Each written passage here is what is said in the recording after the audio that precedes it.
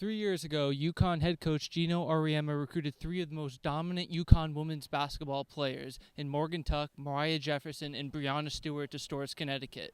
3 years later, and more importantly, 3 national championships later, the team is looking to do something that no player has ever done in NCAA history: win 4 straight national championships. UConn is currently ranked number 1 in the country at 27-0, and all signs may be pointing toward a 4th straight national title. But first, they had to get by the Tulane Green Wave on senior night. And of course, senior night brings a lot of smiles, memories, and even laughs, as UConn's 4 seniors are honored in front of a sold-out crowd in Gampel Pavilion.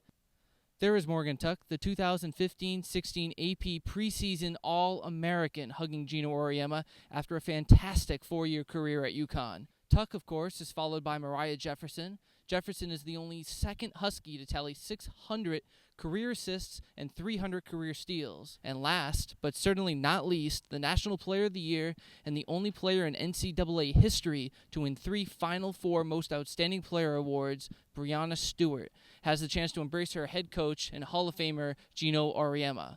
Moriah Jefferson and Breanna Stewart also had the opportunity to have their numbers retired in the Huskies of Honor, along with longtime assistant coach Chris Daly.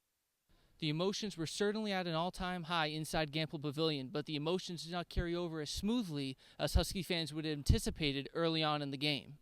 The Huskies missed their first 12 shots from the field and trailed Tulane by as much as 9 in the first quarter, their largest deficit of the season.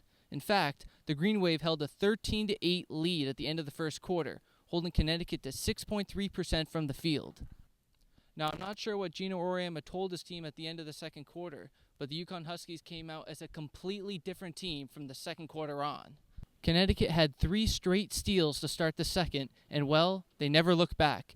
UConn's swarming full-court press defense was able to shake up Tulane when their shots were just not falling. The 3-time reigning champions were an active volcano waiting to erupt.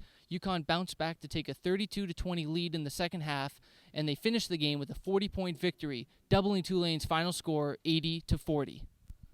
The most valuable player of the night, ironically, was not one of the 4 seniors, but freshman Katie Lou Samuelson. Samuelson notched a career-high 21 points in the win, knocking down a career-high 6 3-pointers. She is 15-25 in the past 3 games from downtown. She struggled to find her way in the start of the season, but she has come a long way. She tied her career-high twice in the past 2 games, and she is receiving nothing but praise from her head coach, who spoke about her knack for making big-time shots. The fact that she, makes shots is one thing, but if you noticed, she made a couple shots to get us going when no one else was going to make them, and that's even more important than the fact that you can make them. It's when, and she kind of has a knack for that. Now, Samuelson was not the only player to end senior night with some impressive stats across the board. UConn senior Breanna Stewart was able to come up with 20 points and 12 rebounds in the victory. UConn head coach Gino Auriemma had high praise for not only Stewart, but all of his seniors in Saturday's win.